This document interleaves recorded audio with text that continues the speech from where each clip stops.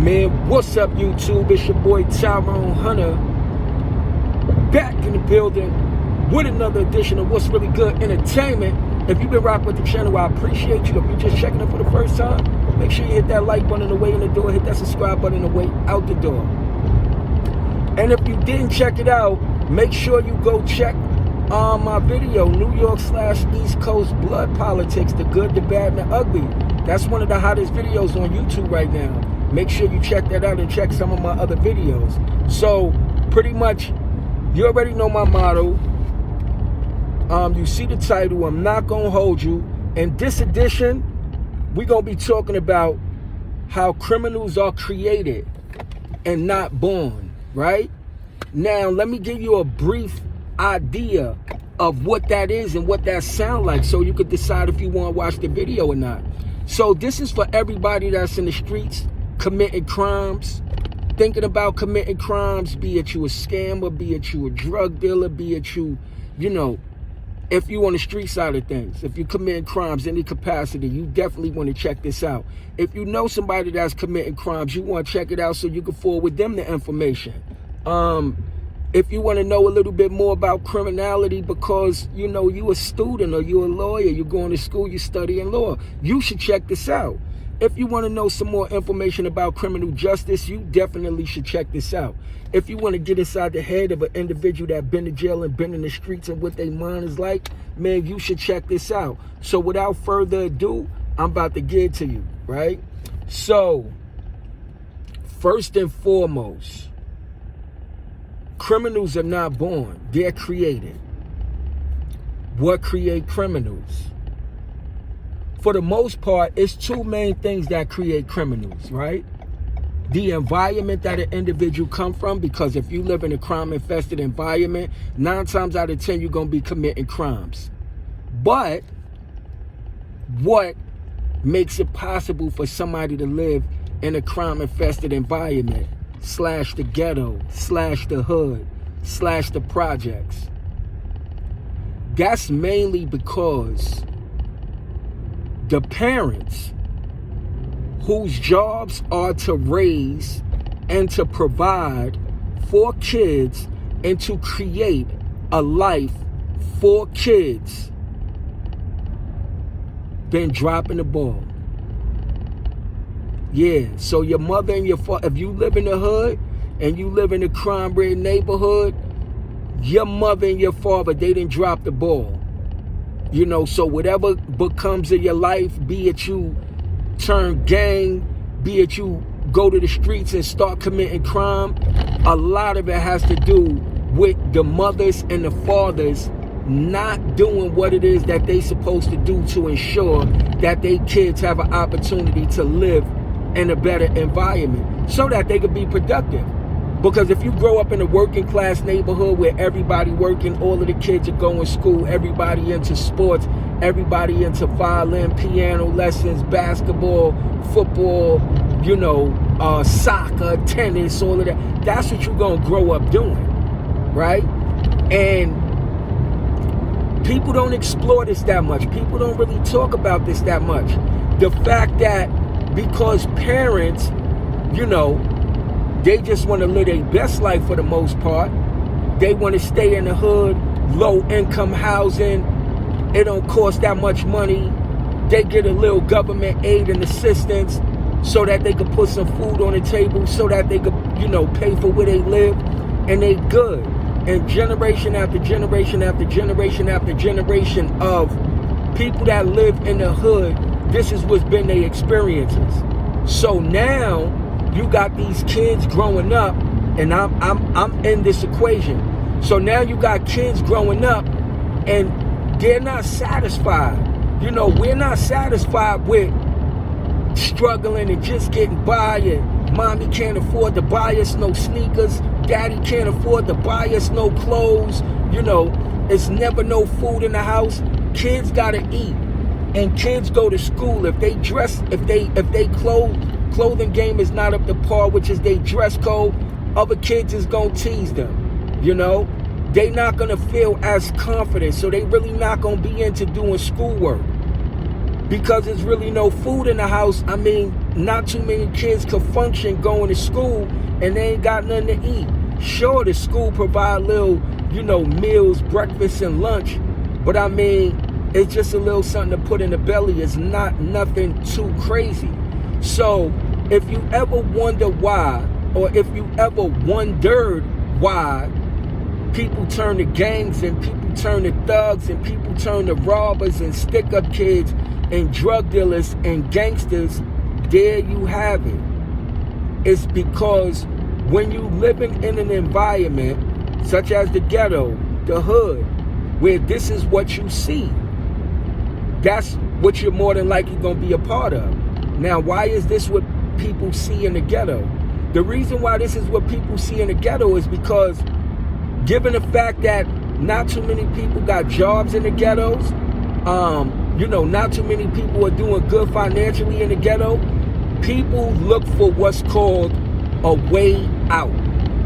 Or people look for a way to maintain, which is to get money, to change their circumstances, to better their circumstances, to get them the things that they don't have.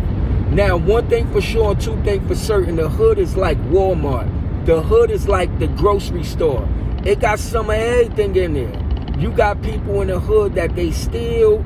You got people in the hood that they rob. You got people in the hood that they kill. You got people in the hood that scam. You got people in the hood that finesse. You got people in the hood that pimp. So you got all of these different kind of criminal activities going on. Now, the kids coming up, this is what they see. The females coming up, this is what they see. This is what they attracted to. So they gravitate towards it because they like, man, this is my opportunity for me to put some money in my pocket, for me to buy me some fresh clothes, for me to get me some jewelry, for me to be, fresh to death so the girls can like me, so I could be a little bit more confident, so I got swag. And then now once they start doing good, their ego become inflated. And then they start to become other individuals, Then they start to become like tough individuals and, rude individuals and disrespectful individuals and individuals that don't care about nothing, right? And when you got a lot of people in the hood that don't care about nothing, what that mean? That's a recipe for disaster. That means you got a whole bunch of gorillas buffing out their chest, something gonna happen. So that's why you have violence. Okay? So, again, man, if you in jail right now, or if you in the streets, running around committing crimes, you feeling like that's your only way out, that's your only option, take a second look around, right? Look at some of these YouTube channels where you have some ex-gang members that's trying to give you some game, that's trying to let you know, what the prison system is like. Look at some of these individuals that did 20 plus, 30 plus years in jail, in the pen, be it state pen or federal pen. And they on YouTube and they telling you their story. They telling you what you go through and what you experience in jail. Look at some of the older gangbangers that they've been doing this their entire life. They've been gangbanging for 30, 40, 50 years. Look at their circumstances and see, like, they didn't really accomplish nothing in life. And you gotta ask yourself, is this what you want? That's for one. For two, if you got kids, don't do the same thing that your parents did in terms of not really applying themselves or not creating, opportunities or creating a better life and circumstances for your kids. Because if you don't put in that work, they gonna turn up just like you. And your daughter could become a stripper, Your daughter could become, somebody that's chasing behind a dude that's living that life and get caught up in a whole bunch of nonsense. Your son could get caught up in that life where he thinking being in a gang is cool and he get murdered or he get the rest of his life in jail. You know, I don't care what you think or what you feel. If you feel you the toughest in the world, if you feel you the super most gangster in the world, if you feel like you got this time in jail and that's all that's it, there's no way out for you, man, take a look around. Because where there's a will, there's a way. See, the only way that you could change your circumstances is first and foremost, you got to identify what's the issue, what's the problem. And the problem is we make it okay that too much of our people is lazy and rather live off the government, getting government aid, you know, which is just enough to keep a roof over your head and put a couple of groceries in the refrigerator, and too many of our people are satisfied with that. And they teach this to their kids and their kids' kids and their kids' kids and their kids' kids. You understand what I'm saying? If you don't feel you worth nothing more, you ain't gonna get nothing more. You know, but that was just a quick piece to let y'all know that no, criminals as well as gangsters, they're not born that way. They're created. And like I said, they're created because of the environments that they come from, as well as they're created by the fact that their parents, you know, live in poverty, and that's where the kids grow up. And to those people, you know, in other places, in other parts of the world, that you going through poverty and you going through extreme poverty, you going through extreme hardship, you know, because there's not a lot of opportunities, this doesn't directly apply to you because your circumstances is different. We understand that some places, they don't have a lot of opportunities, you know, for everybody to be able to do something to better their circumstances.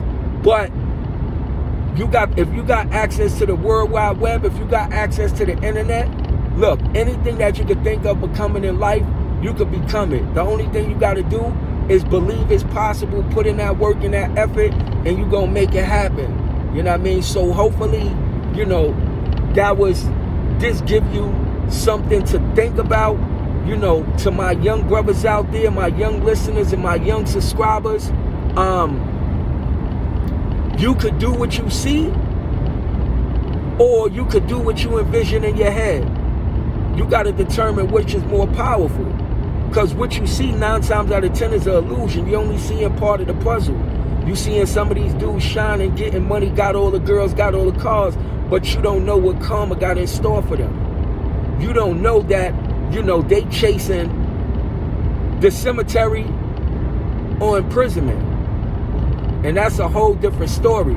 You know, we may touch on some of that at another time, but yeah. It's your boy Tyrone Hunter, man. Like, comment, share, and subscribe. Make sure you share the video. You know, we're going to start kicking some up-top game. We're going to start giving some game. Let people understand that the streets is lame. You feel what I'm saying? And if you knew better, you'll do better. But I'm out of here.